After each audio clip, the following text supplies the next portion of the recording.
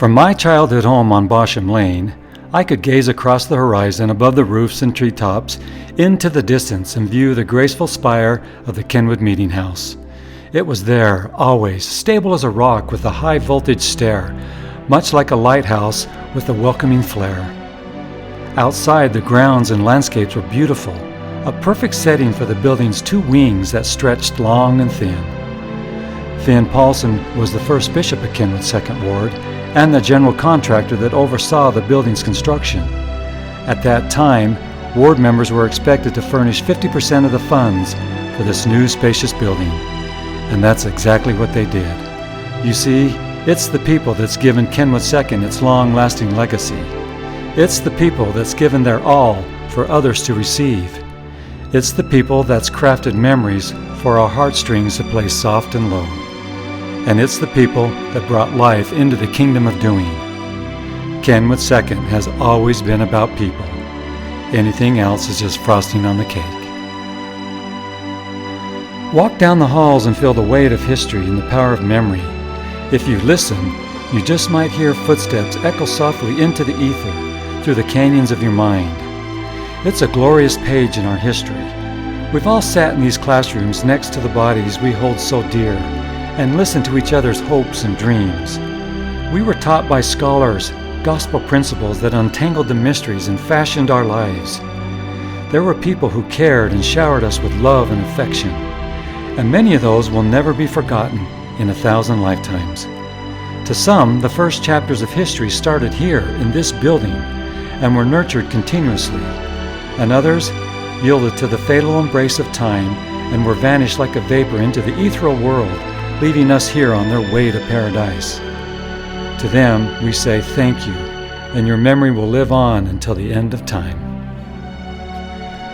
Imagine, if you will, the conversations in this foyer, the friendships that were fostered, and the warm feelings you felt every time you passed its thresholds. Can you visualize the primary children racing through, dangling a handout they just colored?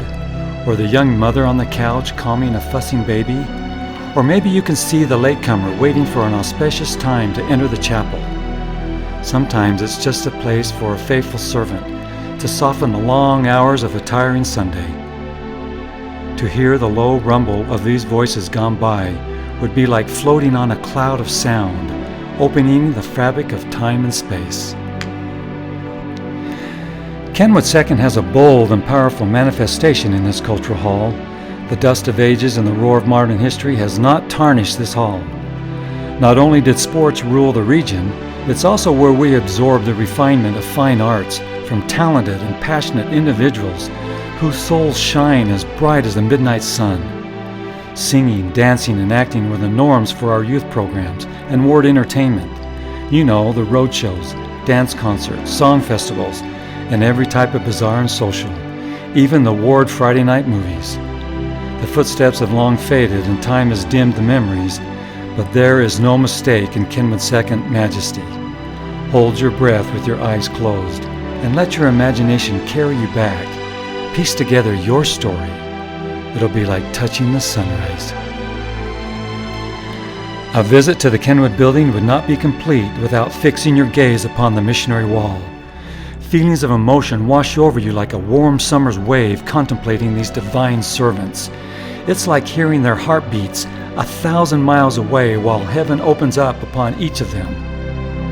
It's enough to make angels cry and the underworld cower. Called to Serve is not just a song here, it's an anthem and can sing you into paradise like velvet to the ear. So many of these faces are my old friends and confidants, and have cast their light on all things good and true. Conquering the darkness, they've surrendered their pride and beauty and have made the world a better place while heaven shines down on their glorious faces. The chapel's facade has changed over time, but still remains the central focus of our collective hearts and souls. Here I can visualize where particular members sat. Some claimed a specific pew, while others randomly picked. I was at awe at the ones who came early in preparation to be edified, and teased the ones that were routinely late. This is where we carried out priesthood duties, gave sermons, and performed musically. In here is where we challenged our fears, supported our friends, and listen for the peace to speak to our souls. This is where we made individualized covenances, but left together, singly hearted, to serve the same Master.